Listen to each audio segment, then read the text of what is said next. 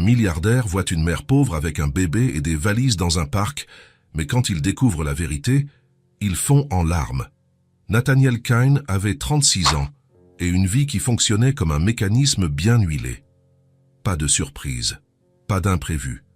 Il se réveillait chaque jour à 6 heures du matin, buvait un café noir sans sucre, enfilait l'un des 12 costumes identiques qu'il possédait, gris ou bleu marine, et partait pour le bureau à 7 heures pile. Il était le PDG d'une entreprise technologique qu'il avait lui-même fondée à 25 ans. 11 ans plus tard, l'entreprise valait des millions, avait des bureaux dans 3 pays, et Nathaniel continuait de travailler comme s'il avait encore quelque chose à prouver. Il n'en avait pas besoin. Mais il ne savait rien faire d'autre. Il rentrait chez lui tous les soirs vers 19 ou 20 heures. Il réchauffait quelque chose au micro-ondes, généralement les restes d'un restaurant chic qu'il avait à peine touché lors d'un déjeuner d'affaires. Il mangeait seul à l'immense table de la salle à manger, qui pouvait accueillir 12 personnes, mais ne voyait que lui. Ensuite, il passait quelques heures dans son bureau à la maison, à répondre à des emails, à réviser des rapports, et il allait se coucher, chaque jour, la même chose. Il n'était pas malheureux. Du moins, c'est ce qu'il se disait. Il avait de l'argent, du succès, une belle maison. Que pouvait-on vouloir de plus? Mais ce jeudi d'automne, quelque chose changea. Une réunion importante fut annulée à la dernière minute. Le client avait eu un problème familial et avait dû reporter. Nathaniel regarda son agenda vide pour l'après-midi et, pour la première fois depuis des mois, décida de partir plus tôt. Il n'était que 15h30 quand il quitta le bureau. Le soleil était encore haut, les rues pleines de gens profitant de la belle journée. Il conduisit jusqu'à chez lui, se gara dans le garage mais n'entra pas. Quelque chose le poussa à marcher jusqu'au parc qui se trouvait à 3 rues de là. Ce N n'était pas un parc qu'il fréquentait. En fait, il ne fréquentait aucun parc. Mais ce jour-là, avec le ciel bleu et les arbres dorés de l'automne, cela sembla une bonne idée. Il marcha sans se presser sur les sentiers pavés, les mains dans les poches de son manteau de laine. Il y avait des familles partout, des enfants qui couraient, des chiens qui aboyaient, des couples main dans la main. Nathaniel observait tout cela comme on regarde un film. Quelque chose de lointain, quelque chose qui ne faisait pas partie de sa vie. C'est alors qu'il la vit, assise sur un banc en bois près de l'étang, complètement seule, une femme blonde, les cheveux lisses tombant sur ses épaules, les yeux fixés sur l'eau calme devant elle. Elle tenait un bébé dans ses bras, une petite fille, avec des cheveux blonds clairs échappant d'un bonnet rose. L'enfant ne devait pas avoir plus d'1 an, mais ce ne fut ni la femme ni le bébé qui attirèrent d'abord l'attention de Nathaniel. C'étaient les valises. 2 vieilles valises en tissu bleu délavé posées à côté du banc, et une poussette pliée, appuyée contre la poubelle la plus proche. Nathaniel ralentit le pas. Cela n'avait aucun sens. Qui restait assis dans un parc avec des valises? Il n'y avait pas d'arrêt de bus ici, ni de gare. Était juste un parc résidentiel, un lieu de passage. Il s'arrêta à quelques mètres, essayant de décider s'il devait s'en mêler ou continuer son chemin. Ce n'était pas ses affaires. Il ne connaissait pas cette femme, et il n'était pas du genre à se mêler de la vie des autres. Mais quelque chose l'empêcha de partir. Était peut-être la façon dont elle était assise, droite, digne, malgré la fatigue visible sur son visage. Ou peut-être le bébé qui jouait innocemment avec une mèche de cheveux de sa mère, ignorant tout problème. Nathaniel prit une profonde inspiration et fit quelques pas vers le banc. « Excusez-moi, dit-il, en gardant un ton respectueux. » La femme leva les yeux. Ils étaient en bleu, d'un bleu clair, presque transparent sous la lumière de l'après-midi. Il y avait de la fatigue en eux, c'était évident. Mais il y avait aussi autre chose, quelque chose de ferme, une force silencieuse qui ne demandait pas pitié. « Oui ?» Sa voix était basse, polie, mais prudente. Nathaniel fit un geste discret en direction des valises. « Pardonnez mon indiscrétion, mais pourquoi ces valises ?» Elle suivit son regard, comme si elle avait oublié que les valises étaient là. Pendant un instant, elle ne répondit pas. Elle ajusta simplement le bébé sur ses genoux, tirant la couverture rose pour mieux couvrir les petites jambes de l'enfant. Puis, elle soupira. « J'ai été expulsée. » Il n'y avait aucun drame dans sa voix, aucune larme. Juste un fait présenté de la manière la plus neutre possible. Nathaniel sentit quelque chose se serrer dans sa poitrine. Il connaissait le succès, il connaissait les chiffres, les stratégies, les affaires, mais ça, cette réalité crue de quelqu'un qui avait tout perdu, c'était quelque chose qu'il ne voyait que de loin, aux informations ou dans les statistiques. « Je vois, dit-il, bien qu'il ne fût pas sûr de vraiment comprendre. « Et que comptez-vous faire maintenant ?» La femme regarda le bébé. L'enfant avait attrapé l'une des mèches blondes de sa mère et essayait de la mettre dans sa bouche. La femme écarta doucement la petite main et esquissa un faible sourire. « Je ne sais pas encore. » Nathaniel resta là, debout devant le banc, ne sachant pas vraiment quoi faire. Il pouvait offrir de l'argent. Il pouvait donner le contact d'un foyer d'accueil. Il pouvait simplement souhaiter bonne chance et s'en aller. Mais aucune de ces options ne semblait juste. « Vous avez de la famille ?» demanda-t-il. « Quelqu'un qui pourrait vous aider ?» Elle secoua lentement la tête, toujours en regardant sa fille. « Nous n'avons nulle part où aller. » La réponse vint, simple, directe, sans apitoiement. Juste la vérité, des larmes se mirent à couler. Et c'est à ce moment-là que Nathaniel prit une décision qui, rationnellement, n'avait aucun sens. « J'ai une maison, » dit-il, la voix sortant plus ferme qu'il ne s'y attendait. « Une grande maison. Trop grande, en fait. Il y a des chambres vides. Vous pouvez y rester. » La femme cligna des yeux, tournant son visage pour le regarder vraiment pour la première fois. Elle étudia un long moment, essayant de lire ses intentions. « Quoi ? Vous pouvez rester aussi longtemps que nécessaire, » répéta Nathaniel, « jusqu'à ce que vous vous organisiez. Que vous trouviez votre propre logement. Peu importe. » Elle continua de le regarder, méfiante, mais pas effrayée. Il y avait quelque chose en elle qui montrait qu'elle avait déjà traversé des épreuves difficiles, qu'elle savait reconnaître le danger, et apparemment, elle n'en voyait pas en lui. « Pourquoi feriez-vous ça ?» demanda-t-elle, la voix chargée de doute. « Vous ne me connaissez pas. » Nathaniel mit les mains dans ses poches, choisissant ses mots avec soin. « Non, mais ça ne change rien au fait que vous avez besoin d'un endroit où rester. Et j'en ai un. Personne ne fait ça gratuitement. Je ne demande rien en échange. » Elle le fixa encore quelques secondes, puis baissa les yeux vers le bébé. Nathaniel pouvait voir la lutte intérieure qui se déroulait, la fierté contre le besoin, la méfiance contre le désespoir. Finalement, elle releva le menton et le regarda de nouveau. « Si c'est pour rester chez vous, j'aiderai. Le ménage, la cuisine, le rangement. Je n'accepte pas la charité. » Nathaniel faillit sourire. Elle était têtue. Il aima ça. « Très bien. Si c'est ce que vous avez besoin de faire, je ne vous en empêcherai pas. » La femme hocha lentement la tête, comme si elle scellait un accord. Puis elle se leva, tenant le bébé d'un bras et prenant une des valises de l'autre main. « Je m'appelle Léa Morgan, » dit-elle. « Et voici Ellie, Nathaniel Kane. » Il prit la deuxième valise et la poussette pliée. C'était plus léger qu'il ne s'y attendait, trop léger, comme si toute leur vie tenait là-dedans. Ils marchèrent en silence jusqu'au parking. Nathaniel ouvrit le coffre de sa berline noire et y plaça soigneusement les valises. Léa installa Ellie sur la banquette arrière, improvisant une ceinture de sécurité autour du bébé. Il n'y avait pas de siège auto, mais elle fit de son mieux. Pendant le trajet de 15 minutes jusqu'à la maison, personne ne dit rien. Nathaniel N. était pas du genre à engager la conversation, et Léa semblait à l'aise avec le silence. Ou peut-être était-elle trop épuisée pour parler. Ellie s'endormit presque immédiatement, sa petite tête blonde se balançant doucement avec le mouvement de la voiture. Quand ils tournèrent dans la rue arborée et que Nathaniel se gara devant la maison, Léa ne put cacher sa surprise. La demeure se dressait devant eux, 3 étages de pierre claire, d'immenses fenêtres, un jardin digne d'un magazine. Il y avait quelque chose d'imposant dans cet endroit, mais aussi quelque chose de vide, comme une belle carte postale sans âme. « Vous vivez ici seul ?» demanda Léa en descendant de la voiture avec Ellie dans les bras. Oui, elle ne dit rien de plus, mais Nathaniel vit la question silencieuse dans ses yeux. Pourquoi ?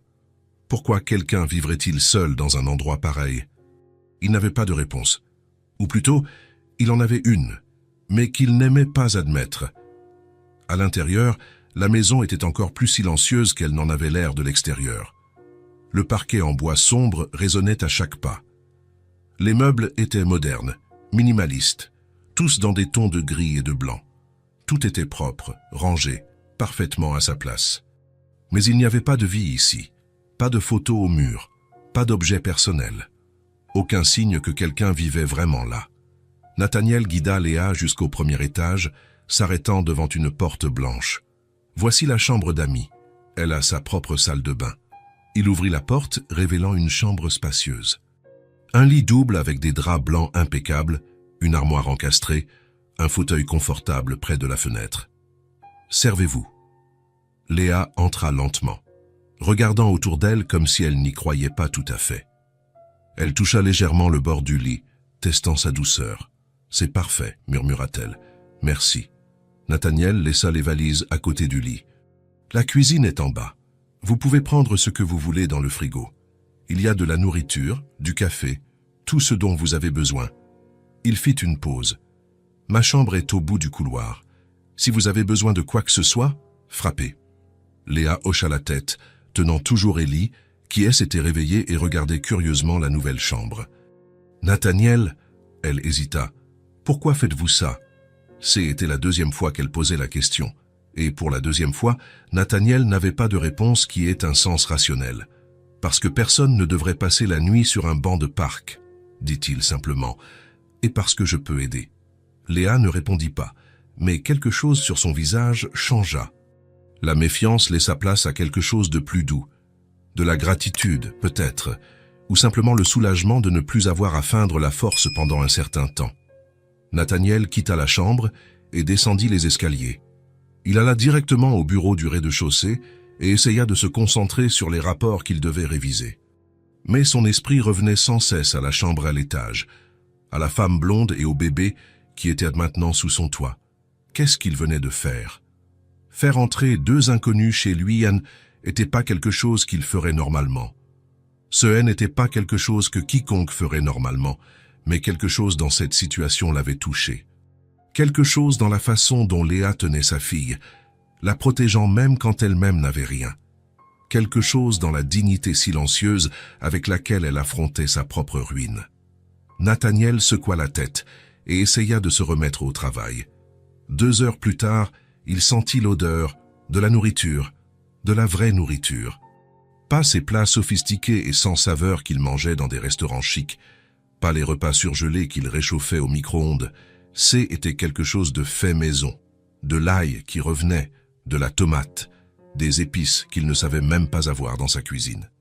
Nathaniel descendit les escaliers et trouva Léa dans la cuisine. Elle avait attaché ses cheveux en une simple queue de cheval et avait changé de vêtements. Elle portait maintenant un chemisier bleu clair et un jean. Ellie était assise dans la poussette à côté de la table, jouant avec une peluche usée qui devait être son jouet préféré. Léa remuait quelque chose dans une casserole sur la cuisinière, concentrée. Quand elle remarqua Nathaniel debout à l'entrée de la cuisine, elle se retourna. « Désolée, dit-elle rapidement. J'ai pensé que je pouvais utiliser la cuisine. J'ai trouvé des pâtes et de la sauce tomate dans le placard. J'espère que ça ne vous dérange pas. »« Ça ne me dérange pas, » répondit Nathaniel en faisant quelques pas à l'intérieur. « Qu'est-ce que vous préparez ?»« Des pâtes à la sauce. Rien de très élaboré. » Elle hésita. « Vous avez déjà dîné ?»« Non. »« Vous voulez manger avec moi ?» Nathaniel ne dînait avec personne. Il ne se souvenait pas de la dernière fois qu'il avait partagé un repas avec une autre personne qui ne soit pas un client ou un associé. Mais il ne put pas non plus dire non. Bien sûr. Quelques minutes plus tard, ils étaient assis à la table de la cuisine. Léa servit 2 assiettes. Les pâtes étaient simples, juste des pâtes, de la sauce tomate maison et un peu de fromage râpé par-dessus. Mais était chaud. Était fait avec soin. Nathaniel prit la première fourchette et se rendit compte que c'était bon. Très bon. « C'est délicieux, dit-il, et il n'était pas seulement poli. Était vrai. » Léa sourit pour la première fois depuis qu'il l'avait vu dans le parc. Un petit sourire, mais sincère. « Merci, ce n'est pas grand-chose, mais j'aime cuisiner. » Ils mangèrent en silence pendant quelques minutes. Ce n'était pas un silence gênant. Était juste calme, naturel. Ellie commença à faire de petits bruits et à tendre les bras. Léa se leva, prit le bébé de la poussette et l'assit sur ses genoux pendant qu'elle finissait de manger. « Elle a combien de mois ?» demanda Nathaniel. « 10 mois, bientôt 1 an. » Léa embrassa le sommet de la tête de sa fille. « Elle est tout pour moi. » Nathaniel observa la façon dont Léa regardait Élie. C'était un amour si pur, si absolu, qu'il était presque tangible. Il n'avait jamais rien vu de tel de près. « Vous faites du bon travail, » dit-il. « Elle a l'air en bonne santé, heureuse. » Léa baissa les yeux, mais il vit que le commentaire l'avait touché. « J'essaie. Ce n'est pas toujours facile, mais j'essaie. » Ils finirent de manger, et Léa insista pour faire la vaisselle. Nathaniel prit un torchon et commença à essuyer les assiettes, au fur et à mesure qu'elle les lavait. C était étrange. Il ne se souvenait pas de la dernière fois qu'il avait fait quelque chose d'aussi simple que de faire la vaisselle avec quelqu'un. Mais C était bien, étrangement bien. Quand ils eurent fini, Léa prit Élie dans ses bras. Le bébé bâillait, se frottant les yeux avec ses petites mains. « Je vais la coucher, » dit Léa. « Bonne nuit, Nathaniel. Bonne nuit. » Elle monta les escaliers, et Nathaniel resta seul dans la cuisine. La maison redevint silencieuse, mais c'était un silence différent maintenant, moins vide. Il regarda autour de lui. Il y avait une assiette avec des restes de sauce tomate dans l'évier, une cuillère oubliée sur le comptoir, la poussette pliée dans un coin, de petits signes de vie, de petits signes qu'il n'était plus seul, et pour la première fois depuis longtemps, Nathaniel ne se sentit pas dérangé par cela. En fait, il ressentit quelque chose qu'il ne pouvait pas encore nommer, mais qui commençait à ressembler étrangement à du soulagement, comme si une partie de lui qui était endormie ou morte venait de se réveiller, et il n'était pas sûr de savoir quoi en faire. Mais il ne voulait pas non plus que ça disparaisse. La première fois que Nathaniel quitta le bureau à 17 heures, sa secrétaire crut qu'il était malade. « Tout va bien, monsieur Cain ?» demanda-t-elle, regardant par-dessus ses lunettes avec une expression inquiète. « Tout va très bien, » répondit-il en prenant son manteau. « Je vais juste finir quelques rapports à la maison. » Elle ne parut pas convaincue, mais ne dit rien. Nathaniel ne partait jamais à 17 heures, jamais. Il était le genre de PDG qui arrivait avant tout le monde et partait après tout le monde. Mais aujourd'hui, était différent. Il n'avait aucun rapport urgent, aucune réunion annulée, aucune excuse rationnelle pour partir plus tôt. Juste l'envie. Quand il arriva à la maison, il trouva Léa dans le salon. Elle avait étalé une couverture sur le sol et Élie était allongée sur le ventre, essayant d'atteindre un jouet coloré qui se trouvait à quelques centimètres devant elle. Le bébé faisait des petits bruits d'effort, ses petites jambes donnant des coups de pied dans l'air. Léa était assise à côté de sa fille, l'encourageant. « Presque, Élie, tu peux y arriver. » Nathaniel s'arrêta à la porte, sans faire de bruit. Il y avait quelque chose d'hypnotisant dans cette scène. La lumière de l'après-midi entrait par la grande fenêtre, illuminant les cheveux blonds de Léa. Élie réussit finalement à attraper le jouet et poussa un petit cri de joie. Léa rit, prenant sa fille dans ses bras et la couvrant de baisers. « Très bien, mon amour. Tu es si intelligente. » Ce n'est que lorsque Léa tourna la tête qu'elle remarqua Nathaniel. « Ah, vous êtes rentré tôt, » dit-elle, semblant légèrement surprise. « Il s'est passé quelque chose ?»« Non, j'ai juste fini plus tôt aujourd'hui. » Léa hocha la tête, toujours avec Élie dans les bras. « J'ai fait du café il y a peu de temps. Il est encore chaud, si vous en voulez. » Nathaniel ne buvait pas de café l'après-midi, jamais. Mais ce jour-là, il alla à la cuisine et se servit une tasse. Le café était fort, comme il l'aimait. Elle y avait prêté attention. Il retourna au salon et s'assit dans le fauteuil, près de la couverture, où Léa jouait avec Élie. Il ne dit rien. Il resta juste là, sa tasse à la main, à observer. Et pour la première fois depuis des semaines, il ne pensait pas au travail. Le lendemain, Nathaniel quitta le bureau à 17h30. Cette fois, sa secrétaire se contenta de lever un sourcil, mais ne fit aucun commentaire. Quand il arriva à la maison, la table de la salle à manger était mise. Pas l'immense table qu'il n'utilisait jamais, celle-là restait vide. Mais la plus petite table de la cuisine, où lui et Léa avaient dîné ce premier soir. Léa était en train de finir de préparer quelque chose sur la cuisinière. L'odeur de poulet rôti emplissait la maison. « Salut !» dit-elle en regardant par-dessus son épaule. « Rentre tôt de nouveau, à ce que je vois. » On dirait bien, répondit Nathaniel en posant sa mallette près de la porte. Le dîner est prêt dans 10 minutes. Si vous voulez vous changer, vous avez le temps. Nathaniel monta, troqua son costume contre une chemise simple et un jean. Quand il descendit, Léa avait déjà tout mis sur la table. Poulet rôti avec des pommes de terre, de la salade, du pain. Ils s'assirent. Ellie était dans la chaise haute improvisée. Nathaniel en avait acheté une 2 jours plus tôt, mais ne l'avait pas mentionnée. Il l'avait juste laissée dans la cuisine. Léa ne dit rien non plus, mais il vit le petit sourire quand elle y installa sa fille. « Comment s'est passée votre journée ?» demanda Léa en servant de la salade dans son assiette. Était une question simple. Banale, le genre de question que les gens posent sans réfléchir, mais Nathaniel ne se souvenait pas de la dernière fois que quelqu'un lui avait demandé comment elle s'était passée sa journée. Chargée, des réunions toute la journée, et la vôtre. Tranquille. J'ai emmené Ellie au parc ce matin. Elle a adoré voir les oiseaux. Léa sourit. Et cet après-midi, j'ai un peu rangé les placards du garde-manger. J'espère que ça ne vous dérange pas. Ça ne me dérange pas.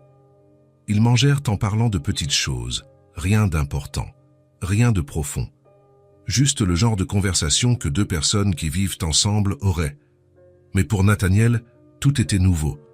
Ellie mangeait des petits morceaux de pommes de terre écrasés, jouant plus avec la nourriture qu'elle ne mangeait vraiment. Elle prenait un morceau, le regardait avec curiosité, le mettait dans sa bouche, puis le jetait par terre et riait. Nathaniel se surprit à sourire. Elle jette plus de nourriture par terre qu'elle n'en mange, commenta-t-il. C'est la phase, répondit Léa avec un soupir. Mais au moins, elle s'amuse. Nathaniel observa Léa nettoyer le visage d'Ellie avec une serviette. Il y avait quelque chose de si naturel dans ses gestes, tellement plein de patience et d'amour. Il ne savait pas ce que était. Il ne l'avait jamais eu. Après le dîner, Léa fit la vaisselle pendant que Nathaniel essuyait. Était devenu une routine tacite entre eux. « Vous n'êtes pas obligé de faire ça tous les jours, » dit Léa. « Essuyer la vaisselle, ce n'est pas vraiment un travail de PDG. » Ça ne me dérange pas, et était vrai. Ça ne le dérangeait pas. En fait, il aimait ça. Il y avait quelque chose de réconfortant dans ces moments simples. Quand ils eurent fini, Léa prit Ellie pour lui donner son bain. Nathaniel alla au bureau, mais ne parvint pas à se concentrer sur ses emails.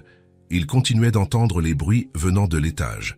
L'eau qui coule, Léa chantonnant une chanson pour enfants, Ellie qui rit, des bruits de vie, de famille. Nathaniel ferma son ordinateur portable et resta simplement assis là à écouter. Une semaine plus tard, il quittait le bureau à 17 heures tous les jours. Son équipe avait cessé de poser des questions. Ils avaient simplement accepté que était la nouvelle routine du patron. Nathaniel arrivait à la maison, se changeait et descendait pour dîner avec Léa et Ellie. Ensuite, il aidait à la vaisselle. Parfois, il restait dans le salon pendant que Léa couchait Ellie. D'autres fois, il montait avec elle et restait appuyé contre la porte de la chambre, observant Léa chanter pour sa fille. Il n'entrait jamais. Il observait seulement.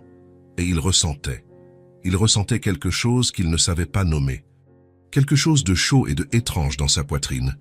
Quelque chose qui lui donnait envie de rentrer à la maison tous les jours, qui le faisait sourire quand il entendait Ellie éclater de rire, qui le faisait prêter attention aux petits détails, comme le fait que Léa attachait toujours ses cheveux quand elle cuisinait, ou qu'Ellie ne dormait que si elle tenait sa peluche usée. Un soir, Nathaniel était assis dans le fauteuil du salon, faisant semblant de lire un rapport sur sa tablette. Léa était par terre avec Ellie, apprenant au bébé à taper dans ses mains. Comme ça, « Regarde », disait Léa en tapant dans ses propres mains. « Bravo, bravo, bravo !» Ellie l'observait attentivement, puis essayait d'imiter.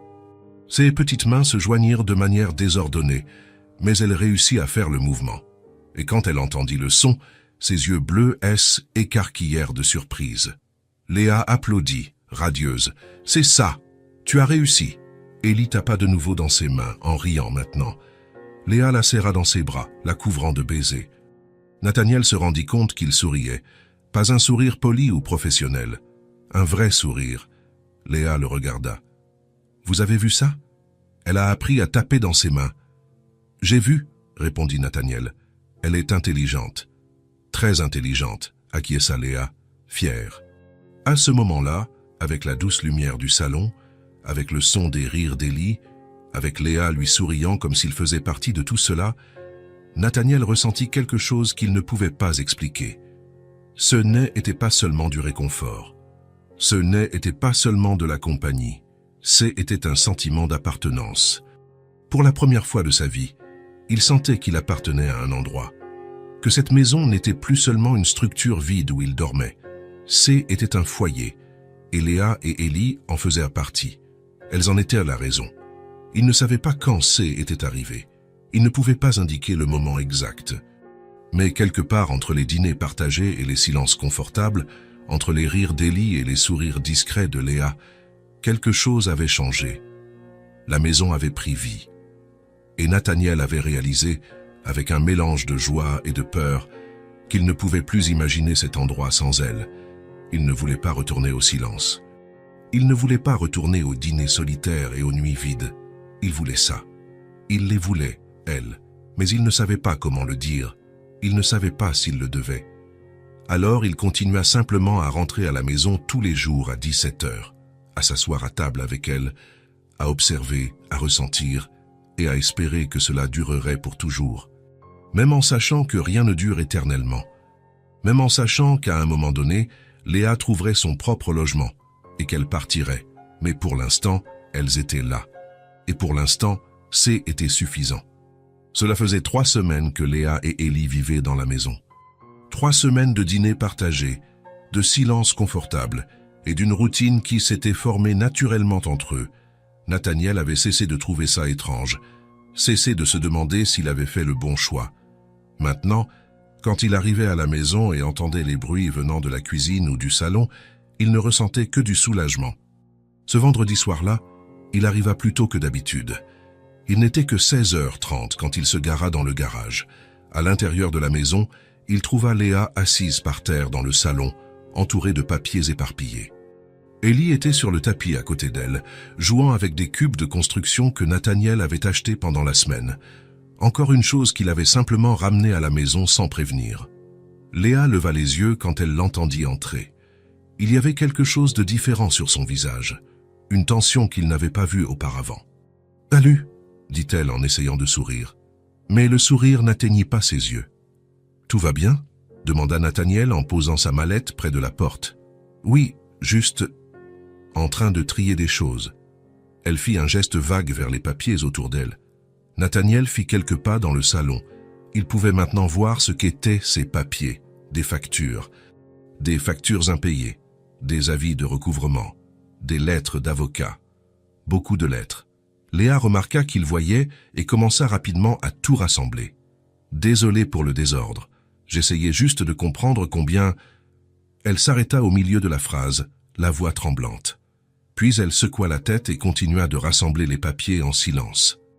Nathaniel resta là, ne sachant que faire. Il pouvait faire semblant de ne pas avoir vu. Il pouvait aller au bureau et la laisser tranquille.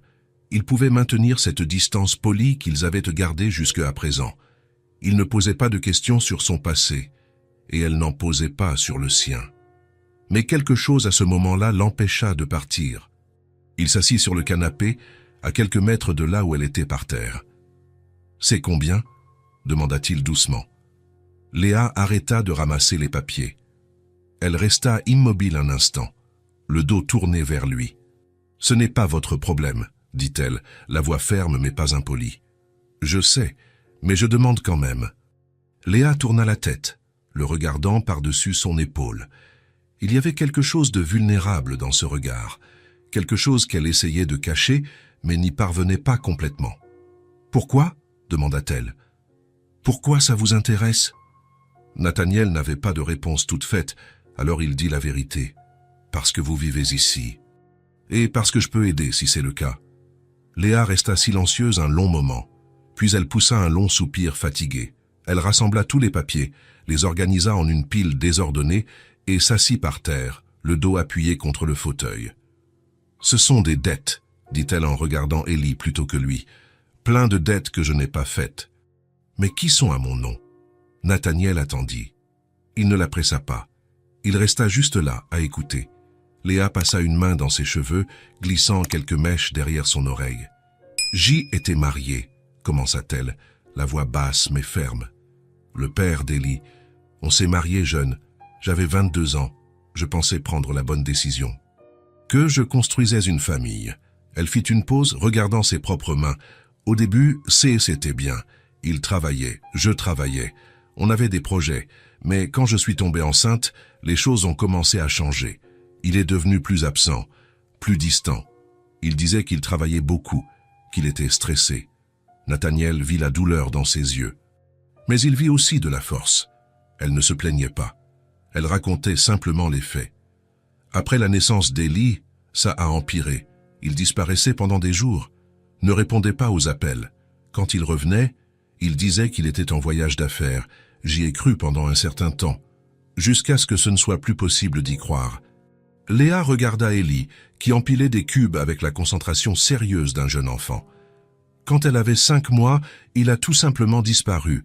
Il n'est pas rentré à la maison, n'a pas laissé de mots, rien. Elle déglutit.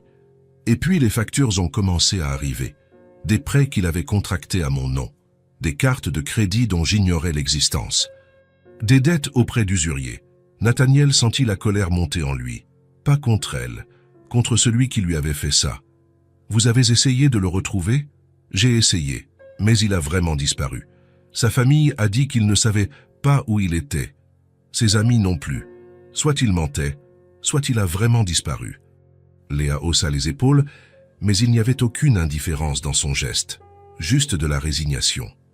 Quoi qu'il en soit, les dettes sont restées, et je ne pouvais pas tout payer. J'ai perdu mon travail parce que je devais m'occuper d'Ellie, et je n'avais personne pour la garder. Je n'avais pas de famille pour m'aider. Nathaniel fronça les sourcils. Aucun parent ? Léa secoua la tête.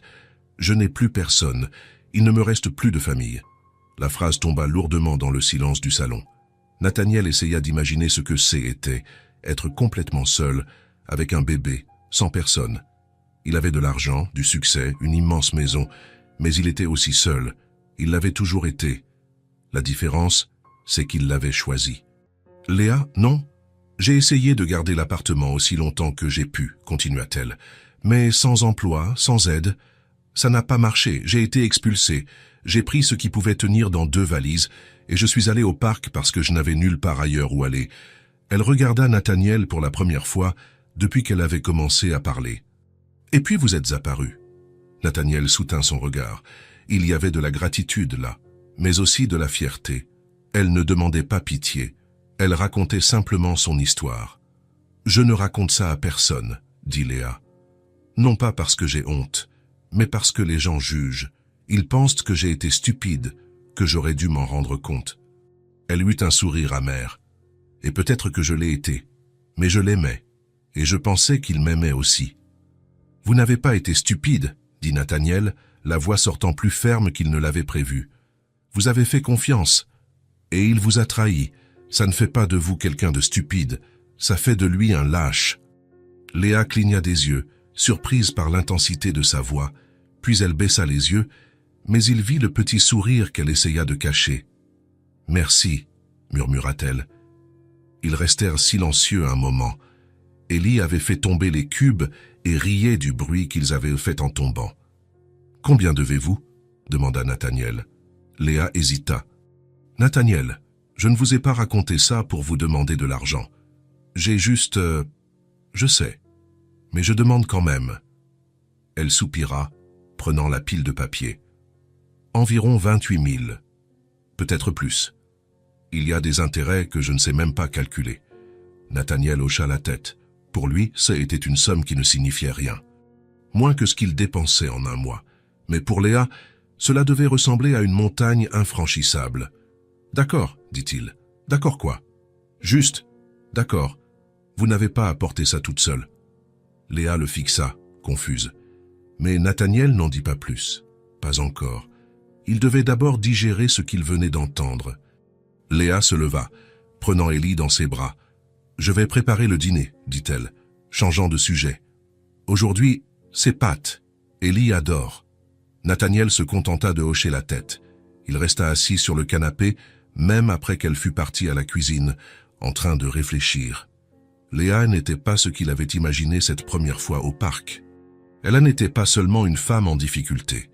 C'était quelqu'un qui avait été trahi de la pire des manières, quelqu'un qui avait tout perdu et qui restait pourtant debout, s'occupant de sa fille, gardant sa dignité. Elle était forte, plus forte que la plupart des gens qu'il connaissait, et quelque chose en lui changea à ce moment-là. Ce n'était plus seulement de la compassion, ce n'était plus seulement une volonté d'aider, c'était du respect, de l'admiration, et quelque chose de plus qu'il ne pouvait pas encore nommer. Dans les jours qui suivirent, Nathaniel remarqua des changements subtils. Léa avait baissé la garde, pas complètement. Elle gardait toujours cette indépendance fière. Mais il y avait une légèreté en elle qui n'existait pas auparavant. Elle souriait plus, parlait plus, laissait Nathaniel tenir Ellie parfois, quelque chose qu'elle faisait rarement au début. Et la routine entre eux se solidifia d'une manière qui semblait naturelle, inévitable. Tous les soirs, Nathaniel rentrait à la maison entre 17 et 18 heures. Il montait, se changeait et descendait pour retrouver Léa dans la cuisine. Parfois, elle était en train de cuisiner. D'autres fois, elle était simplement assise à table, buvant un café pendant qu'Ellie jouait par terre.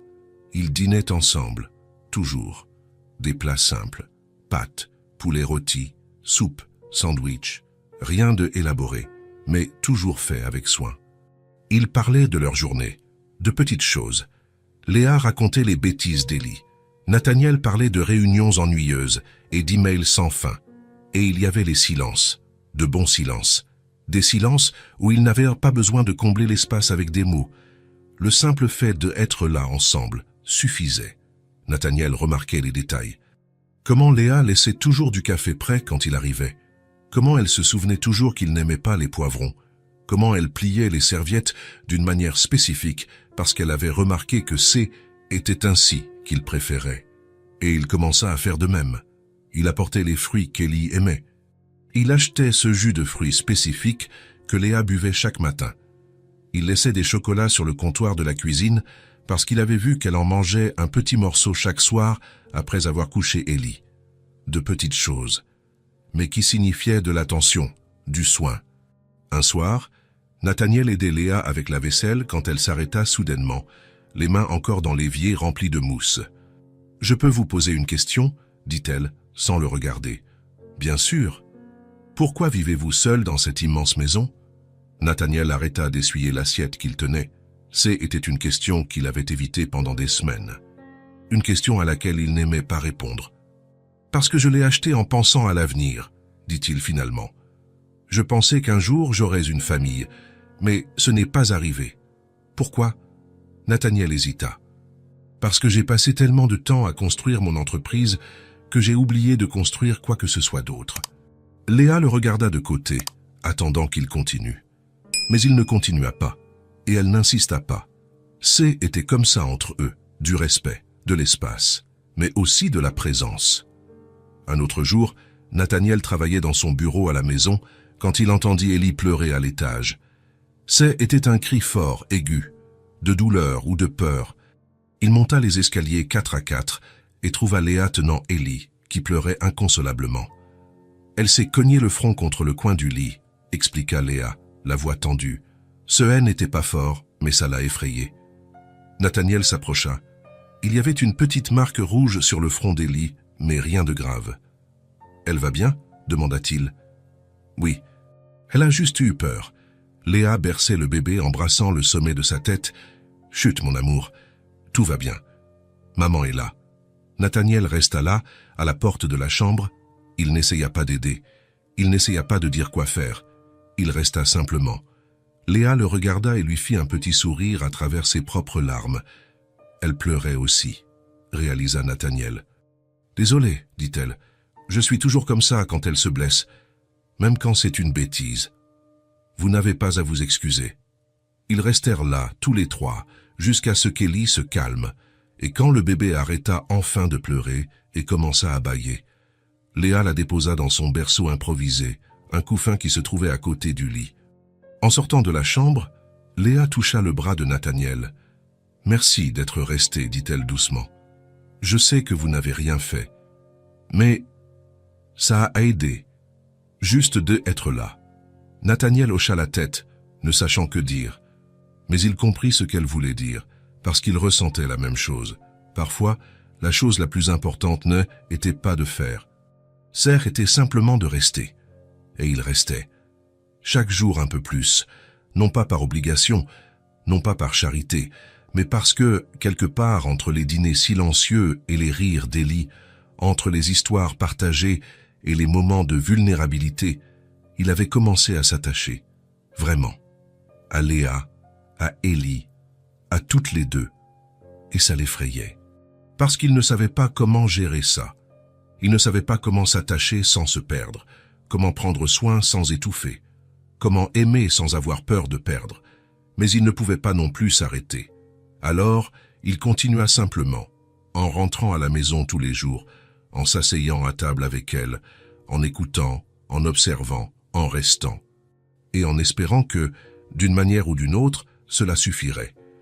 Parce que pour la première fois de sa vie, il avait quelque chose qui valait la peine d'être protégé, et il ferait n'importe quoi pour ne pas le perdre, même s'il ne savait pas encore nommer ce que ça était. Nathaniel se réveilla au son de pas précipités dans le couloir. Il regarda le réveil sur sa table de chevet, 2h37 du matin. Un instant, il resta allongé, essayant de comprendre ce qu'il avait entendu. Puis, un autre son survint. Un pleur. Pas le pleur normal d'un bébé demandant de l'attention. C était différent, plus aigu, plus angoissé. Il se leva, enfila un t-shirt par-dessus son pantalon de jogging qu'il portait pour dormir et sortit de sa chambre. La lumière de la chambre de Léa était allumée. La porte entr'ouverte. Nathaniel s'approcha et frappa doucement sur le bois. « Léa ?» ?»« Entrez » vint la réponse, tendue. Il poussa la porte et trouva Léa assise sur le lit avec Ellie dans ses bras. Le bébé pleurait, le visage rouge et mouillé de larmes. Léa avait une expression que Nathaniel n'avait jamais vue sur elle auparavant, de l'inquiétude pure. « Elle a de la fièvre », dit Léa, la voix ferme mais chargée d'anxiété. « Elle est très chaude. » Nathaniel s'approcha. Même à 1 mètre de distance, on pouvait sentir la chaleur émanant du petit corps d'Ellie. « Depuis quand ?»« Je ne sais pas. Elle s'est réveillée en pleurant il y a une 20aine de minutes. Quand je l'ai prise, elle était comme ça. » Léa passa la main sur le front de sa fille. Très chaude. Nathaniel vit la panique silencieuse dans les yeux de Léa. Elle essayait de garder son calme, mais il voyait la peur. « Vous avez un thermomètre ?» demanda-t-il. « Non. J'en avais un, mais il est resté dans l'ancien appartement. »« Un médicament ?» Léa secoua la tête. « Il n'y en a plus. Je devais en acheter cette semaine, mais... » Elle ne termina pas sa phrase. Ce « N » était pas nécessaire. Nathaniel comprit. L'argent. Elle n'avait pas d'argent pour acheter des médicaments. « D'accord, » dit-il en gardant une voix calme. « Je vais en chercher. Il y a une pharmacie ouverte 24 heures sur 24 à 10 minutes d'ici. » Léa le regarda, surprise. « Vous n'êtes pas obligé. »« J'y vais, » l'interrompit Nathaniel. « Restez avec elle. Essayez de lui donner un bain tiède. Ça aide à faire baisser la fièvre en attendant mon retour. » Il descendit les escaliers, prit son portefeuille et les clés de la voiture, et sortit. Les rues étaient désertes à cette heure. Il conduisit vite, mais prudemment. Il arriva à la pharmacie en 8 minutes. Il acheta un thermomètre numérique, un antipyrétique pour enfants, des compresses. Le pharmacien demanda l'âge de l'enfant, son poids approximatif, et recommanda une dose. Nathaniel mémorisa tout. Quand il rentra à la maison, il trouva Léa dans la salle de bain avec Ellie. Le bébé était assis dans une petite baignoire d'eau tiède, pleurant encore, mais moins intensément. Léa regarda Nathaniel quand il entra. « Vous avez pu ?» Il montra le sac. « Tout. Le pharmacien a dit qu'il faut donner une demi-pipette pour son poids et mesurer la température d'abord. » Léa hocha la tête, sortant Ellie de l'eau et l'enveloppant dans une serviette douce. Nathaniel ouvrit la boîte du thermomètre et le tendit à Léa. Elle plaça l'appareil sous le bras d'Ellie tout en tenant fermement le bébé. Ils attendirent les longues secondes jusqu'au bip. 39 degrés et demi. Léa ferma les yeux une seconde, respirant profondément. « C'est très élevé ?» demanda Nathaniel. « C'est élevé, mais pas encore au point d'aller à l'hôpital. » Pour l'instant, Léa prit le flacon d'antipyrétique. Ses mains tremblaient légèrement, alors qu'elle remplissait la pipette avec la bonne dose. Nathaniel la regarda administrer le médicament avec soin. Élie fit la grimace au goût, mais avala. Puis elle se remit à pleurer, tournant son visage vers le cou de sa mère. « Chut, mon amour !» murmurait Léa en berçant sa fille. « Je sais que ça ne va pas, mais ça va passer. Maman est là. » Nathaniel resta là, ne sachant s'il devait rester ou partir. Léa prit la décision pour lui. « Vous pouvez rester, dit-elle doucement, sans le regarder, si vous voulez. » Il resta. Léa retourna dans la chambre et s'assit sur le lit, adossée à la tête de lit, avec Élie sur ses genoux. Nathaniel prit la chaise du bureau et la plaça près du lit, s'y asseyant. Ils restèrent en silence. Léa fredonnait doucement en berçant Élie. Nathaniel observait simplement, prêt à aider si nécessaire, mais sans s'immiscer. Une demi-heure plus tard, Élie avait cessé de pleurer. Elle était allongée sur les genoux de Léa, les yeux fermés, mais toujours agitée. Sa respiration était lourde. « Je crois que le médicament fait effet, » dit Léa. « Elle est moins chaude. C'est une bonne chose. »« Oui. » Léa passa la main dans les cheveux moites de sa fille. « Mais elle a encore de la fièvre. Je dois la surveiller. Alors je reste aussi. » Léa le regarda enfin. « Nathaniel, vous n'êtes pas obligé. Vous travaillez demain. Je sais m'occuper d'elle. Je sais que vous savez, mais je n'arriverai pas à dormir de toute façon. » Elle l'étudia un moment, puis hocha la tête. D'accord. Les minutes éternisèrent. Nathaniel voyait la fatigue peser sur les épaules de Léa, mais elle ne se plaignait pas. Elle restait juste là, tenant sa fille, vigilante. 1 heure plus tard, Élie recommença à bouger, grognant. Léa mesura à nouveau sa température. 38,5. Ça avait baissé, mais C était encore élevé. « Vous pouvez la tenir un peu ?» demanda Léa. « J'ai besoin de boire de l'eau. » Nathaniel n'hésita qu'une seconde avant de tendre les bras. Léa lui confia Élie avec précaution. Le bébé était plus léger qu'il ne s'y attendait, et plus chaud. Même à travers son pyjama, il sentait la chaleur de la fièvre. Élie ouvrit les yeux, bleus comme ceux de sa mère, mais vitreux à cause de la fièvre. Elle regarda Nathaniel sans vraiment le reconnaître. Puis, elle commença à pleurnicher. « Hé, hé !» murmura Nathaniel, maladroitement. « Tout va bien. Ta maman revient tout de suite. » Léa revint rapidement, avec un verre d'eau. Elle en but la moitié d'une seule traite, puis tendit les bras pour reprendre Élie. « Désolé, elle ne veut que sa mère quand elle est malade. Vous n'avez pas à vous excuser. » Léa se rassit sur le lit. Nathaniel regarda l'heure, 4h15 du matin. « Pourquoi n'allez-vous pas dormir un peu ?» suggéra-t-il. « Je reste ici. Si son état s'aggrave, je vous appelle. » Léa secoua la tête. « Je ne peux pas. Pas tant qu'elle est comme ça. » Nathaniel comprit. Il ne le pourrait pas non plus, s'il était à sa place. Alors il resta simplement, assis sur cette chaise inconfortable, dans la chambre silencieuse, pendant que Léa berçait sa fille, sans rien dire, sans essayer de résoudre, juste présent. À 5h du matin, Léa se leva et alla dans le couloir. Nathaniel la suivit. Elle s'assit par terre, adossée au mur, avec Élie dormant agitée sur ses genoux. « Parfois, marcher aide, » expliqua-t-elle, « mais je suis trop fatiguée. » Nathaniel s'assit à côté d'elle, pas trop près. Il garda une distance respectueuse, mais assez près pour qu'elle sache qu'elle n'était pas seule. Ils restèrent là, en silence, dans le couloir faiblement éclairé par la lumière de la chambre. Léa continuait de bercer doucement Élie. Nathaniel restait simplement là. Il n'y avait pas de mots. Il n'en fallait pas. Dans ce silence partagé, dans cette veille nocturne, quelque chose se forma entre eux. Quelque chose qu'aucun des deux ne pouvait encore nommer, mais que tous deux ressentaient. La confiance, le soin, l'appartenance, les choses qui forment une famille, non pas par la biologie, non pas par des papiers ou des obligations, mais par le choix de rester, dans les moments difficiles, dans les moments où il serait plus facile de partir. À 6h du matin, Léa mesura à nouveau la température d'Élie, 37,5, presque normale. Léa ferma les yeux, et Nathaniel vit les larmes couler silencieusement. « C'est passé », murmura-t-elle.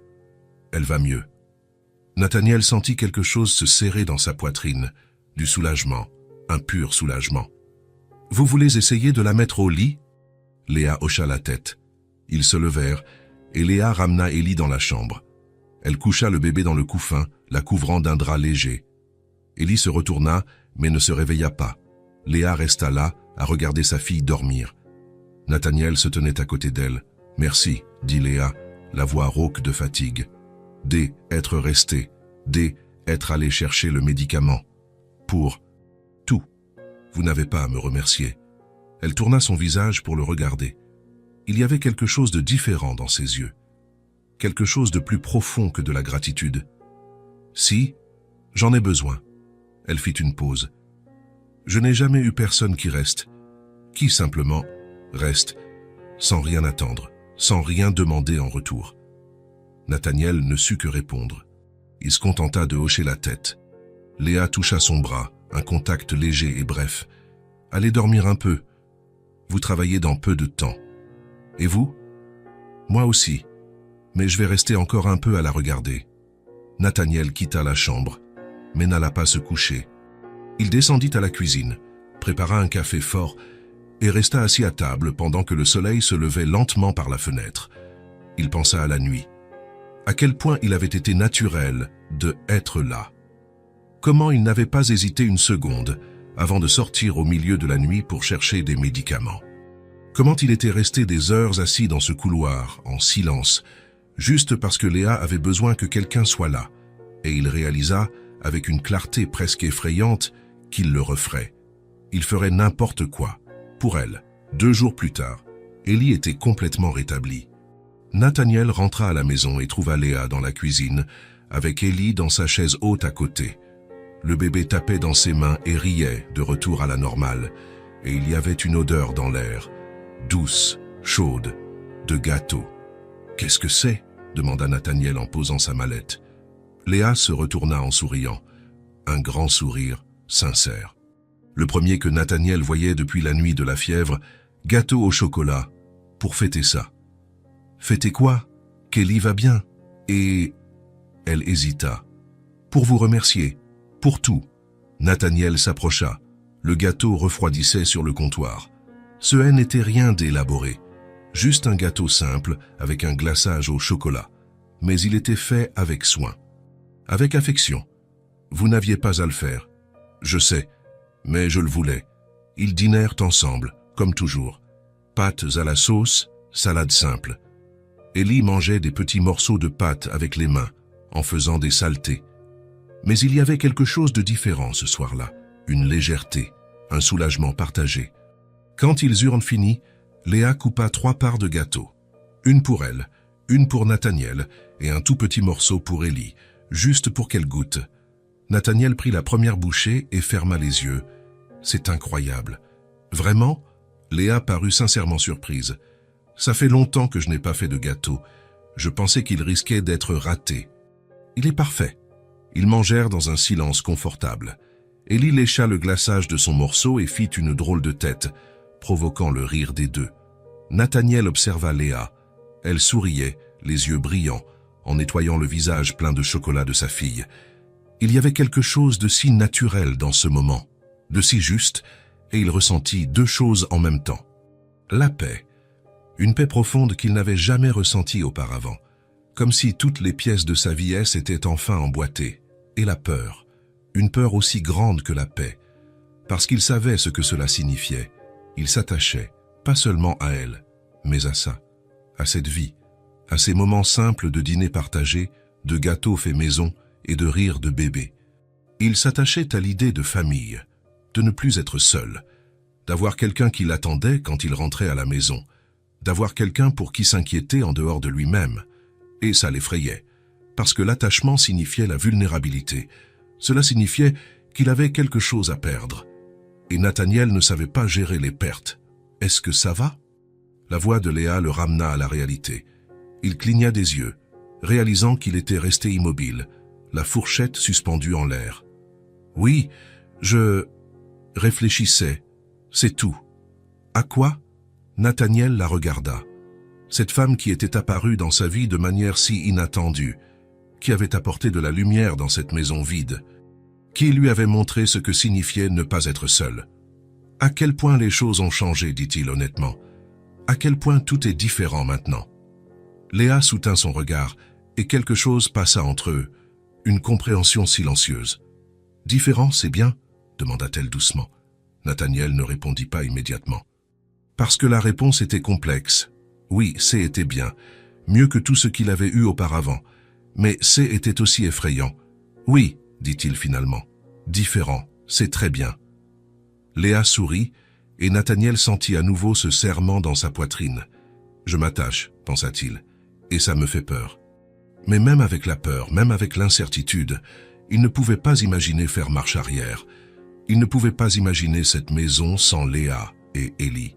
Il ne pouvait pas imaginer sa vie sans elle. Et était peut-être ça qui l'effrayait le plus. Pas l'attachement en soi, mais à quel point il ne pouvait déjà plus vivre sans. Le lundi suivant la nuit de la fièvre, Nathaniel n'arriva pas à la maison à 17h comme était devenu son habitude. Il arriva à 21h30. Léa était dans le salon, regardant la télévision à faible volume. Ellie dormait depuis des heures. Quand elle entendit la porte s'ouvrir, elle regarda l'horloge murale puis le fixa. « Salut », dit-elle avec un petit sourire. « Journée chargée ?»« Oui, des réunions. » Nathaniel évita son regard. « Tu as dîné ?»« Oui, je t'ai gardé une assiette. Il suffit de la réchauffer au micro-ondes. »« Merci, mais j'ai déjà mangé quelque chose au bureau. » C'était un mensonge. Il n'avait rien mangé, mais il ne voulait pas non plus s'asseoir à table avec elle.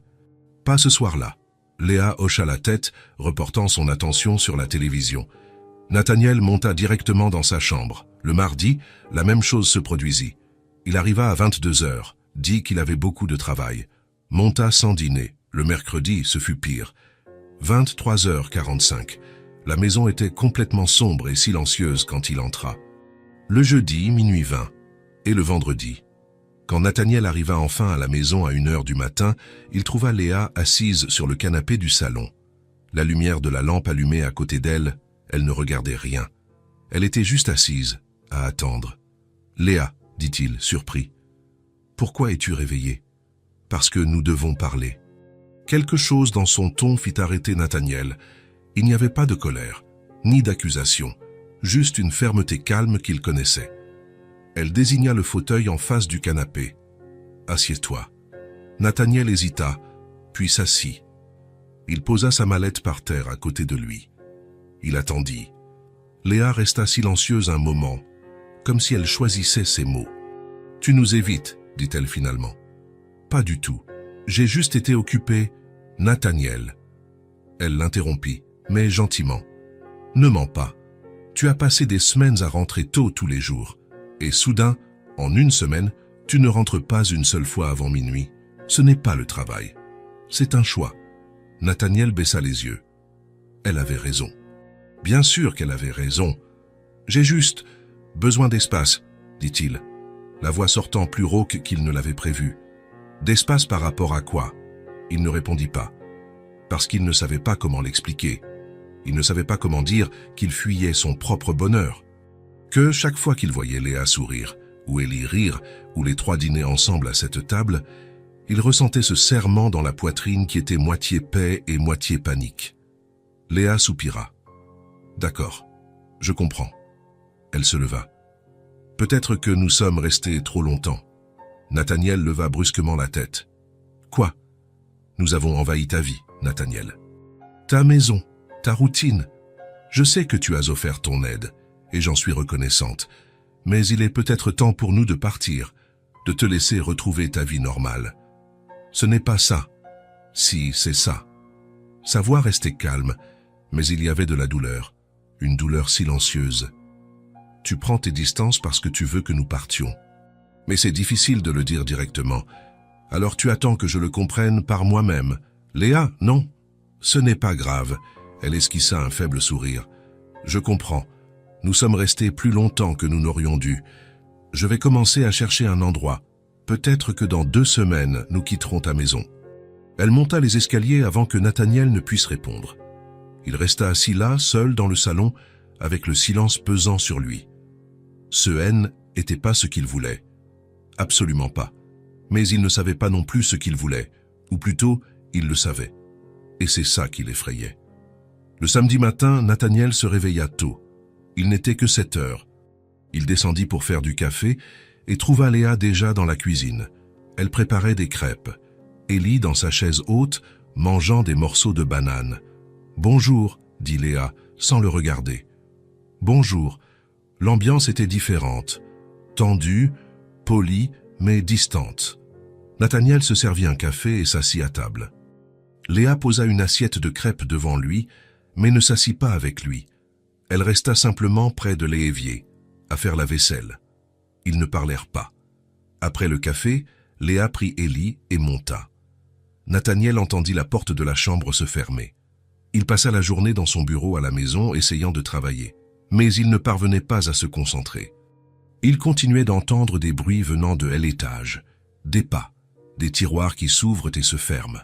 À 17 heures, la curiosité l'emporta. Il monta les escaliers et s'arrêta devant la porte entr'ouverte de la chambre de Léa.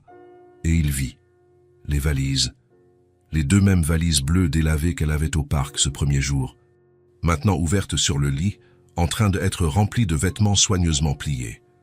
Nathaniel eut l'impression de recevoir un coup de poing dans l'estomac. Léa était de dos, rangeant les petits vêtements d'Élie dans l'une des valises. Élie jouait par terre avec ses cubes, inconsciente de tout. « Qu'est-ce que tu fais ?» La voix de Nathaniel sortit plus fort qu'il ne l'avait prévu.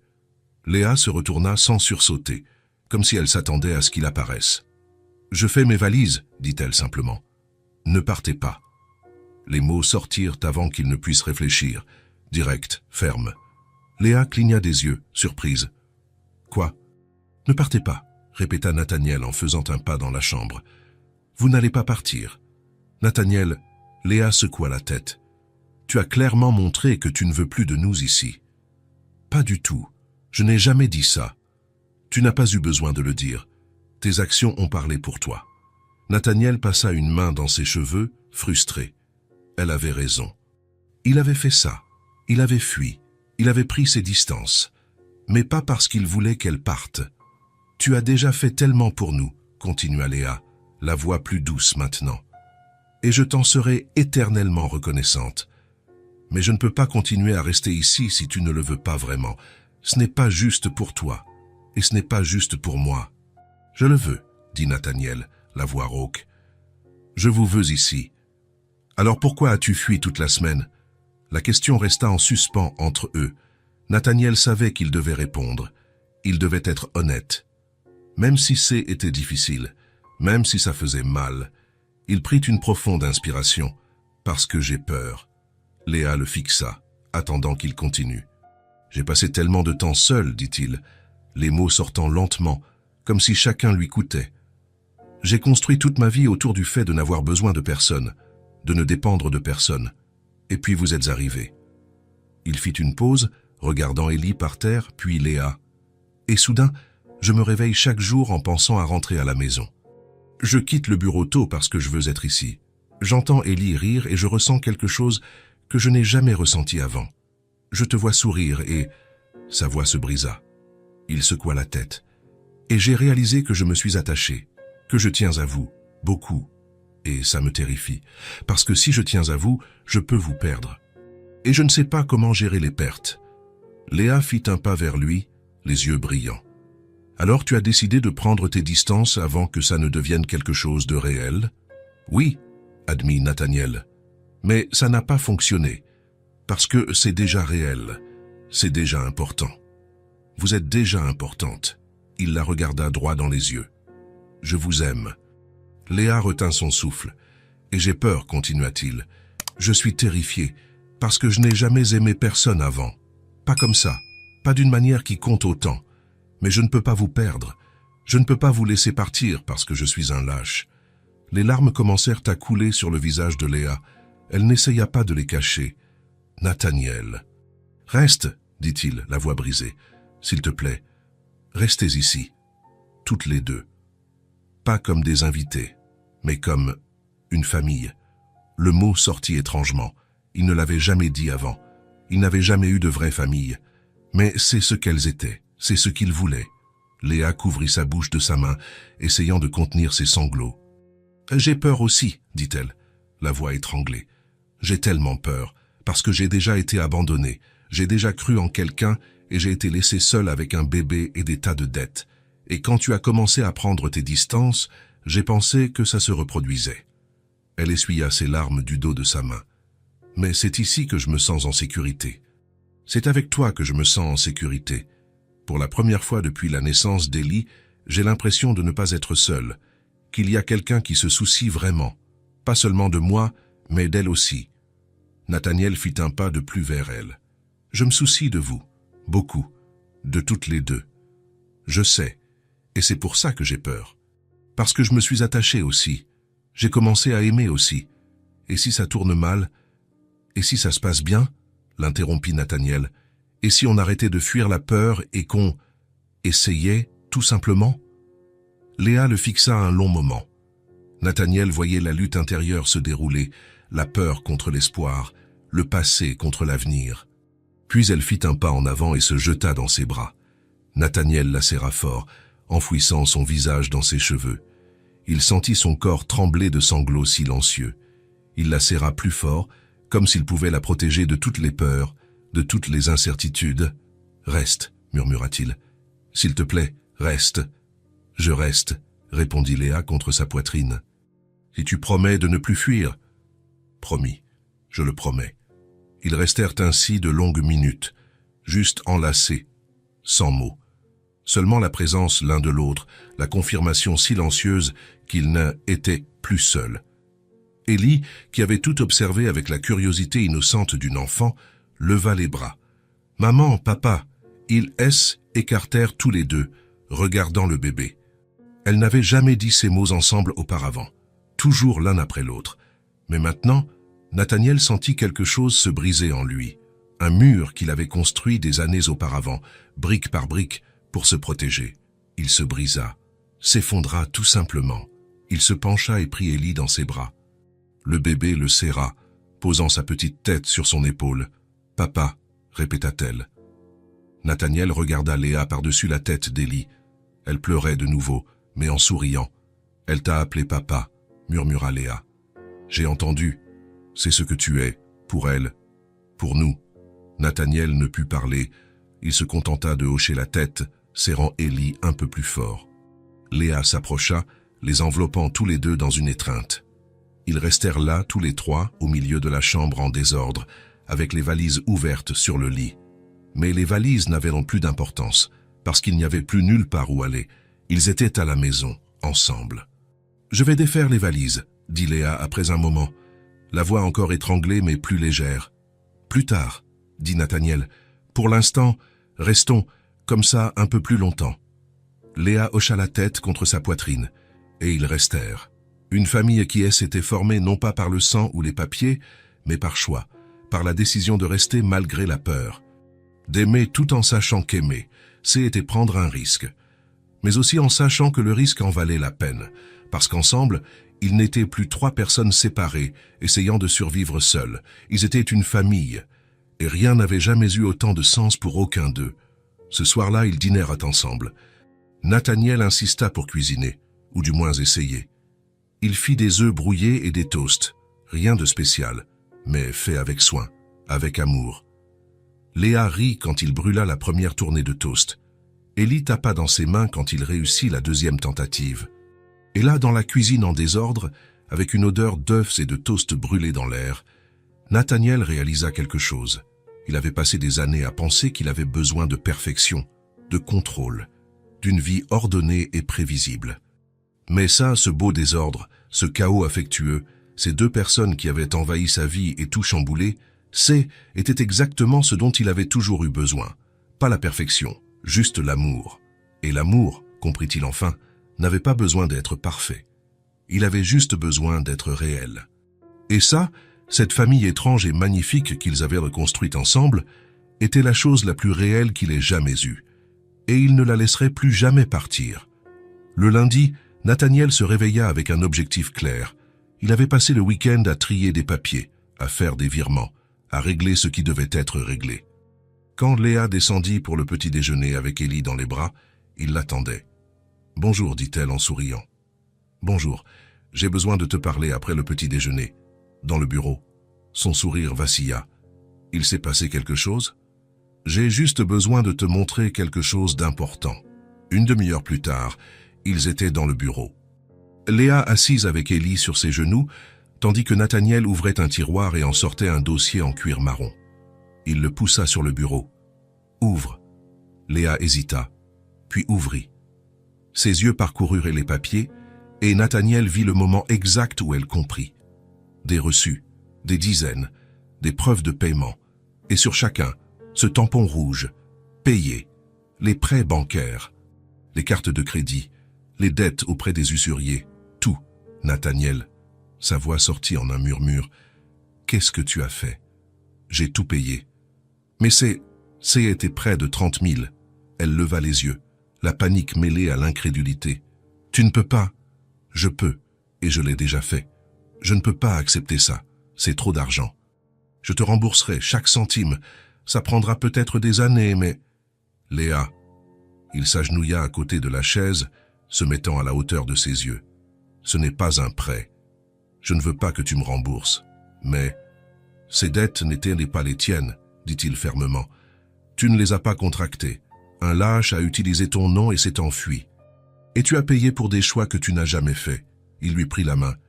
Tu es ma famille maintenant. Et une famille prend soin les uns des autres. J'ai les moyens. Si je peux t'enlever ce poids des épaules, pourquoi ne le ferais-je pas? Les larmes se mirent à couler. Léa essaya de les essuyer, mais ne put s'arrêter. Personne n'a fait quelque chose comme ça pour moi. Je ne sais pas comment te remercier. Tu n'as pas besoin de me remercier. Tu as juste besoin d'accepter que tu n'es plus seule. Ellie commença à pleurnicher, confuse par les pleurs de sa mère. Nathaniel prit le bébé, laissant de l'espace à Léa pour digérer. Après quelques minutes, elle s'essuya le visage et prit une profonde inspiration.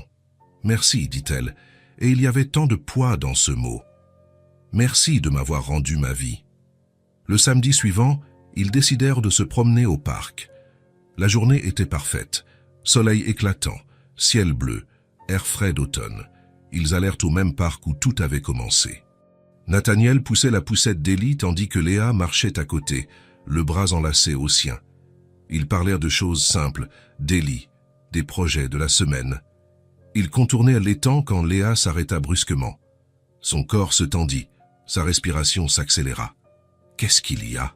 demanda Nathaniel. Elle regardait simplement un banc tout proche. Nathaniel suivit son regard et vit un homme, cheveux bruns en désordre, barbe naissante, vêtements froissés. « C'est lui, » murmura Léa. « Mon ex-mari. » Nathaniel sentit une colère immédiate. Était l'homme qui avait détruit Léa. Comme s'il sentait les regards sur lui, l'homme leva la tête. Quand il vit Léa, il devint visiblement pâle. Il se leva avec hésitation. « Léa !» Elle ne répondit pas. Elle resta simplement immobile, les poings serrés, le menton relevé. L'homme s'approcha, ses yeux allant de Léa à Ellie, puis à Nathaniel. « Léa, je ne m'attendais pas à te voir. Comment vas-tu? Et le bébé ?» « Ellie, » dit Léa, la voix froide. « Le nom de ta fille est Ellie. Elle a presque 1 an. Mais tu ne le savais pas. » L'homme déglutit. « Ellie, c'est joli, elle a grandi.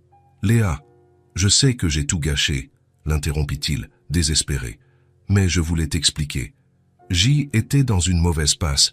Les choses se sont compliquées. » « Non. » La voix de Léa trancha l'air. « Tu ne vas pas me donner d'excuses maintenant. » Elle fit un pas en avant, et Nathaniel ne vit que de la force en elle. « Tu as fait des choix. Tu as choisi de faire des dettes à mon nom. Tu as choisi de fuir comme un lâche. Tu as choisi de me laisser seule, enceinte, sans rien. » L'homme tenta de parler, mais elle continua. « Tu m'as laissé avec la peur et les dettes. Tellement peur que j'ai passé des mois à me réveiller en pleine nuit en pensant que quelqu'un allait débarquer. Tellement de dettes que j'ai perdu mon appartement. Que j'ai dormi sur un banc avec ma fille dans les bras. Léa, je suis désolé. Mais tu sais ce qui s'est passé. J'ai survécu. J'ai découvert que je suis plus forte que tu ne l'as jamais imaginé. Et j'ai trouvé de vraies personnes, des personnes qui choisissent de rester, même quand c'est difficile. » Elle regarda Nathaniel avec tant d'amour que son cœur se serra. « Aujourd'hui, j'ai une nouvelle famille, une vraie famille. J'ai un homme qui m'aime, qui aime ma fille, qui choisit d'être présent. Et tu n'en fais plus partie, tu n'en feras plus jamais partie. » Nathaniel s'approcha et prit la main de Léa. Elle serra la sienne en retour. L'ex-mari se ratatina. J'ai juste pensé, peut-être connaître Ellie. Non. La réponse fut définitive. Tu as eu ta chance. 9 mois de grossesse, 10 mois de sa vie. Tu as choisi de ne pas être présent. Tu ne peux pas revenir maintenant en voulant être un père. Mais c'est ma fille. Biologiquement, peut-être. Léa désigna Nathaniel. Mais c'est lui son vrai père. Il était là pendant les nuits de fièvre. Il la prend dans ses bras quand elle pleure. Il la fait rire. Il a choisi d'être un père. Toi, tu as choisi de fuir. L'homme n'avait pas de réponse. Adieu, dit Léa avec une finalité absolue. Pour la dernière fois. Il les regarda une dernière fois.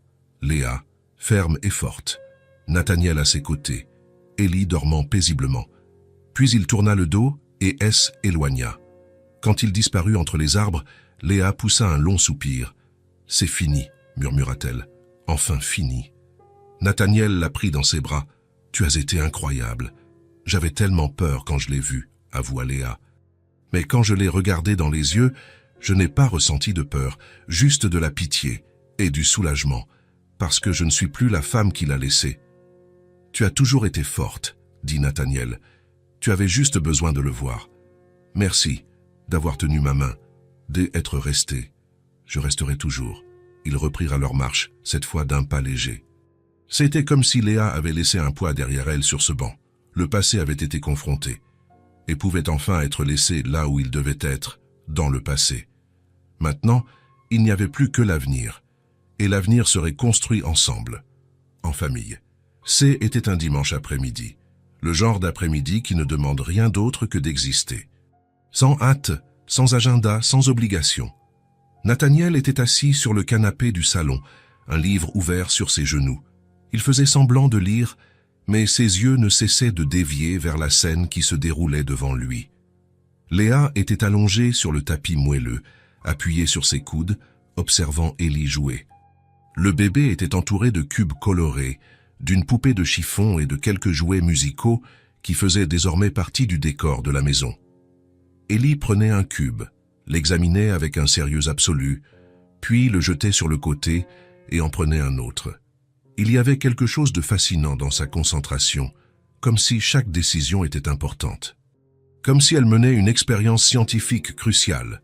« Elle est si sérieuse quand elle joue », commenta Léa en souriant. « Regarde cette petite mine concentrée. » Nathaniel ferma le livre, s'avouant vaincu. Il ne parvenait à se concentrer sur rien d'autre que ces deux personnes. « De qui peut-elle bien tenir ça ?» plaisanta-t-il. Léa rit, tournant la tête pour le regarder. « Certainement pas de moi. J'y étais une enfant complètement chaotique. Ma mère disait toujours que je ne tenais pas en place, même en dormant. Il était rare que Léa mentionne sa mère. Nathaniel connaissait les bases. Elle était morte d'un cancer quand Léa était adolescente. Son père avait disparu bien avant ça. Léa S. était retrouvée seule très tôt. « Tu étais heureuse quand tu étais enfant ?» demanda-t-il, sincèrement curieux. Léa resta silencieuse un moment, observant toujours Ellie. « Oui, du moins jusqu'à ce que ma mère tombe malade. Après ça, tout a changé très vite. C'est devenu l'hôpital, les factures, la peur. Mais avant, oui, j'y étais heureuse. » Elle sourit avec nostalgie. Sa mère faisait les meilleurs gâteaux au chocolat. Tous les vendredis, sans faute. C'était notre tradition sacrée. « C'est pour ça que tu fais un gâteau quand tu veux fêter quelque chose », réalisa Nathaniel. Léa cligna des yeux, surprise par sa propre découverte. « Oh, je n'avais jamais fait le lien consciemment.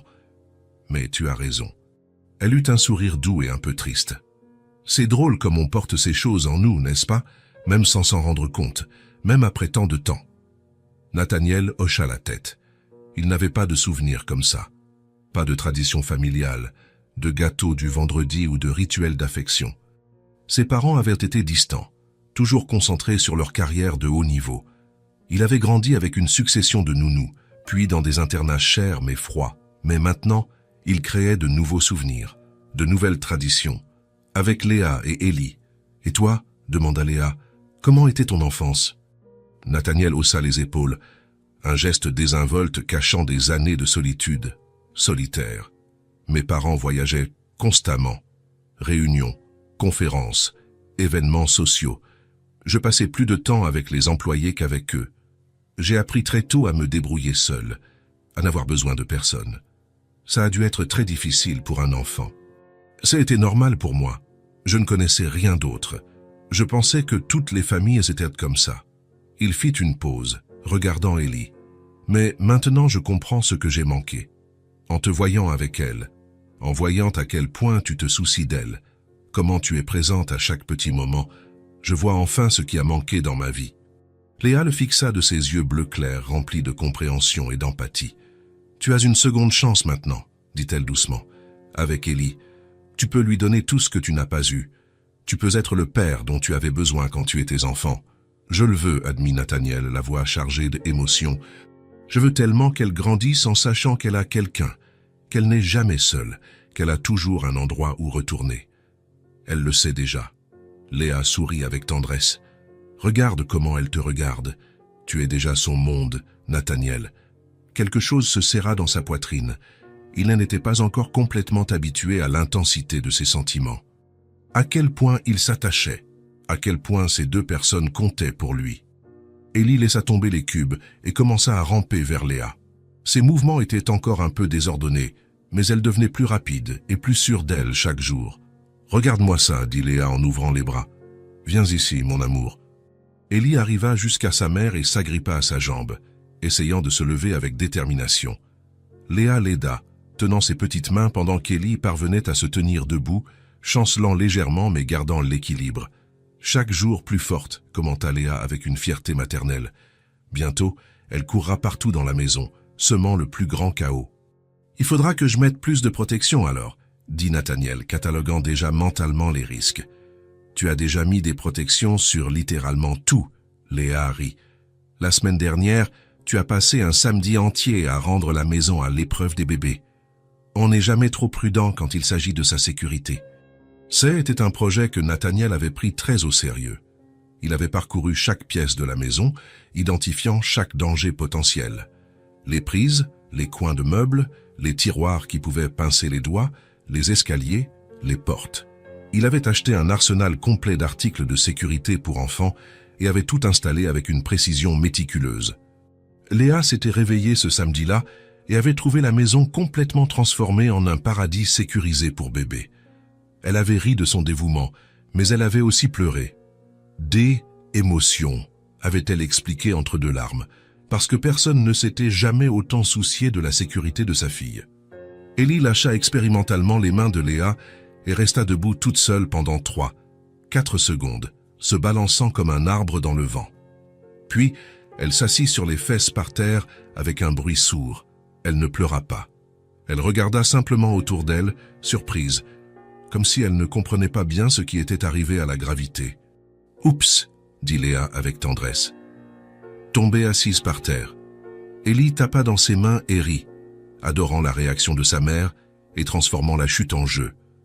Nathaniel descendit du canapé et s'assit par terre aussi, complétant le triangle avec Léa et Ellie au centre. « Viens ici, Ellie » appela-t-il en tendant les bras dans sa direction. Le bébé tourna la tête pour le regarder et sourit. Ce sourire édenté et spontané qui faisait fondre toutes les défenses que Nathaniel essayait encore de maintenir autour de son cœur. Elle rampa dans sa direction, rapide et déterminée, avec la mission claire d'atteindre sa destination. Quand elle atteignit Nathaniel, il la prit dans ses bras et elle lui attrapa immédiatement le visage avec ses deux petites mains, lui serrant les joues avec une force surprenante pour une enfant si petite. « Aïe !» dit-il en feignant la douleur et en faisant une grimace exagérée. « Tu es très forte, tu sais ?» Ellie rit aux éclats, un son aigu et joyeux qui résonna dans le salon et remplit chaque coin vide de l'immense maison. « Elle adore te faire ça », commenta Léa, observant l'interaction avec un sourire. « Je crois qu'elle aime sentir ton visage. Confirmer que tu es réel, que tu es vraiment là. » Nathaniel prit délicatement les petites mains d'Ellie, les embrassant chacune avec tendresse. Le bébé l'observait de ses immenses yeux bleus et curieux, si semblables à ceux de sa mère que cela faisait parfois mal de regarder. « Salut, petite !» murmura-t-il, juste pour elle, et puis c'est arrivé. Ellie le regarda droit dans les yeux. Elle soutint son regard avec une intensité étrange pour une enfant si jeune. Et avec toute la clarté qu'un bébé de presque 1 an peut avoir, elle dit « Papa !» Le monde entier s'arrêta de tourner. Nathaniel resta complètement immobile, figé, n'en croyant pas ses oreilles. Son cœur s'arrêta pendant une seconde entière. Elle vient de... » commença Léa, la voix tremblante et incrédule. Élie tourna son petit visage vers sa mère et avec le même ton clair et intentionnel dit « Maman ». Puis elle regarda de nouveau Nathaniel, comme si elle voulait s'assurer qu'il avait bien entendu, et répéta « Papa ». Ce n'étaient pas des sons de bébé aléatoires. Ce n'étaient pas des babillages sans sens ou des syllabes accidentelles. C'étaient des mots, intentionnels, dirigés, chargés de sens. Nathaniel sentit ses yeux brûler intensément. Il cligna des yeux à plusieurs reprises, essayant désespérément de retenir ses larmes, mais il n'y parvint pas. Elles vinrent quand même. Léa avait les mains sur la bouche, ses propres yeux brillants d'émotion. « Elle l'a dit », murmura Léa, la voix brisée. « Elle nous a appelés. Elle a vraiment dit. » Sa voix se cassa complètement, étouffée par des sanglots contenus. Élie, réalisant qu'elle avait provoqué une grande réaction chez les adultes autour d'elle, sourit fièrement. Elle tapa dans ses mains pour fêter ça et répéta, maintenant comme si elle jouait « Maman, papa ». Nathaniel ne put plus rien retenir. Les larmes se mirent à couler librement sur son visage. Il attira Élie dans une étreinte serrée, l'enveloppant complètement, enfouissant son visage dans ses cheveux doux qui sentèrent le bébé. Léa s'approcha en rampant sur le tapis, les enlaçant tous les deux dans une étreinte familiale. Elle pleurait aussi, des larmes silencieuses mais abondantes coulant sur son visage. « Elle nous voit comme ses parents », dit Léa, la voix étranglée par une émotion pure. « Vraiment. Non pas parce que quelqu'un lui a dit que nous le sommes, non pas parce que nous lui avons expliqué, mais parce que c'est sincèrement ce que nous sommes pour elle. » Nathaniel hocha la tête, complètement incapable de former des mots. Quelque chose de fondamental en lui s'était rompu. Tous ces murs soigneusement construits pendant 36 ans, tous ces mécanismes élaborés de défense émotionnelle, toutes ces excuses rationnelles sur le fait de n'avoir besoin de personne, tout s'effondra instantanément à ce moment-là. Parce qu'il était père, pas sur le papier officiel, pas par la biologie ou la génétique, mais de la seule manière qui comptait vraiment. Il avait consciemment choisi d'être père, et Élie avait choisi, avec la sagesse inexplicable que les jeunes enfants ont parfois, de l'accepter comme tel. « Je l'aime », dit-il finalement, la voix rauque et brisée. « Je l'aime tellement, et je t'aime tellement. Je ne savais même pas qu'il était possible pour un être humain de ressentir ça. Je ne savais même pas que ce genre d'amour existait. » Léa embrassa le côté de son visage, mêlant ses larmes aux siennes dans un geste d'une profonde intimité. « Je t'aime aussi », murmura-t-elle contre sa peau. « Tu nous as sauvés alors que nous n'avions plus rien. Tu nous as littéralement sauvé la vie. Et ensuite, tu nous as donné bien plus qu'un abri. Tu nous as donné une famille. Vous m'avez sauvé aussi, répondit Nathaniel avec une conviction absolue. J'y étais mort à l'intérieur. Je fonctionnais, je respirais, j'existais, mais je n'étais pas vraiment vivant. Et vous m'avez ramené à la vie. » Ils restèrent ainsi de longues et précieuses minutes, enlacés sur le sol du salon, avec Élie en sécurité entre eux. Le bébé avait cessé de parler et se blottissait simplement entre les deux, complètement satisfait et en sécurité. Nathaniel pensa à quel point sa vie avait radicalement changé. Il y a quelques mois à peine, il était complètement seul dans cette maison absurdement grande, vivant en pilote automatique, sans autre but réel que de travailler et d'accumuler plus d'argent qui ne faisait déjà plus de différence. Et maintenant, il avait ça. Il avait une fille qu'il appelait papa avec de l'amour dans les yeux. Il avait une femme extraordinaire qu'il aimait profondément. Il avait une famille réelle et véritable. Ce n'était pas la famille parfaite des publicités télévisées. Ce n'était pas la famille traditionnelle que la société attendait ou approuvait automatiquement. Mais elle était réelle. Elle était authentique. Était la leur. Et elle était absolument parfaite, exactement telle qu'elle était, dans son imperfection. « Nous sommes une famille », dit Léa, verbalisant la pensée que tous les trois partageaient. Une vraie. Peu importe ce que n'importe qui d'autre dans le monde pense ou dit. Nous sommes une vraie famille. Nous le sommes, acquiesça Nathaniel avec une certitude inébranlable. Et nous le serons toujours. 3 jours plus tard, un mercredi matin, tranquille, Nathaniel demanda à Léa de s'asseoir avec lui dans le salon. Élie faisait la sieste à l'étage, dormant enfin après une matinée particulièrement agitée. Léa s'assit sur le canapé, devinant à son visage que C était quelque chose de sérieux. « Il s'est passé quelque chose ?» demanda-t-elle, une pointe d'inquiétude dans la voix.